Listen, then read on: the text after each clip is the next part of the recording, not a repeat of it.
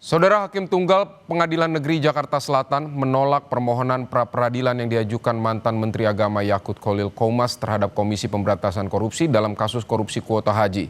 Dengan demikian, Yakut tetap menyandang status tersangka. Hakim beralasan KPK menetapkan Yakut sebagai tersangka kasus korupsi kuota haji setelah mengumpulkan bukti yang cukup.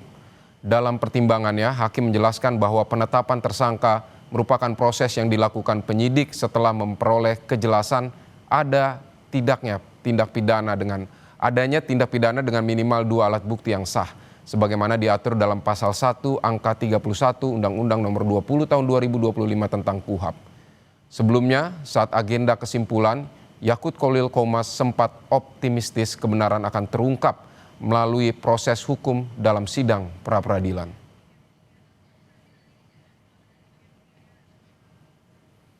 Saudara, informasi terkini kita akan bergabung dengan jurnalis Kompas TV, ada Claudia Carla dan juru kamera Adini Anissa.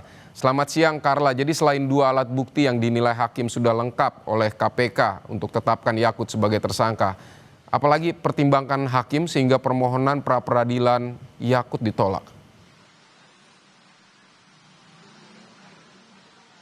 Ya baik, Vidi dan juga saudara, terkait dengan sidang putusan atas gugatan pra-peradilan hari ini terkait dengan gugatan yang diajukan oleh mantan Menteri Agama Yakut Kholil Qomas memang berlangsung pada pukul 10 pagi dan berlangsung sekitar 30 menit.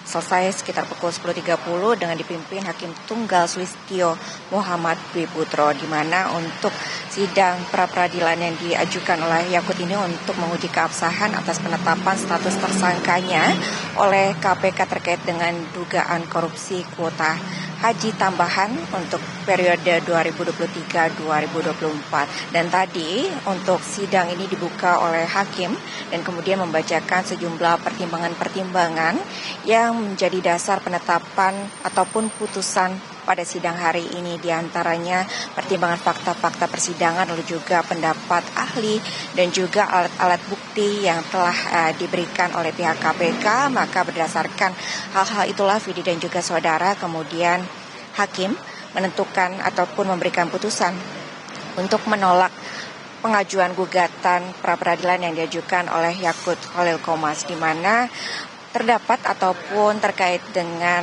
hasil putusan dari sidang hari ini, pihak kuasa hukum yang mewakili Yakut pada hari ini yang berhalangan hadir dalam sidang mengatakan kecewa atas putusan hakim tersebut, di mana ia berpendapat hakim hanya fokus pada pemenuhan 2 alat bukti saja yang diberikan oleh KPK, di mana diantaranya adalah terkait dengan 200 dokumen yang telah disita dan diperiksa oleh penyidik, lalu kemudian juga keterangan dari 40 saksi yang sudah dicatat dalam berita acara pemeriksaan. Namun memang kurang menyentuh hal-hal terkait dengan prosedur hukum yang berlaku.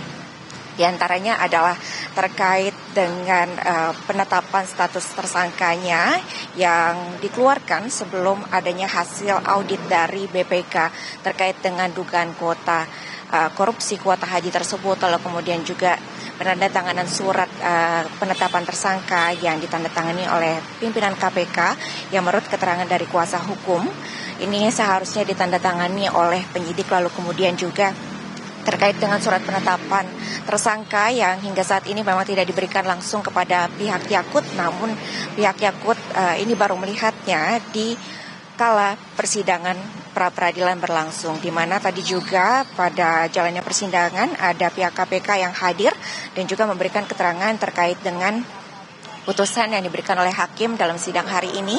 Pihak KPK diantaranya yang hadir adalah Deputi Bidang Penindakan dan Eksekusi KPK yaitu Asep Guntur Rahayu, dan juga juru bicara KPK menyatakan menghargai atas putusan dari hakim pada hari ini, dan dengan diputuskannya ditolaknya pengajuan gugatan pra-peradilan yang diajukan oleh Yakut, maka status Yakut hingga saat ini masih ditetapkan sebagai tersangka. Dan kemudian apa langkah selanjutnya?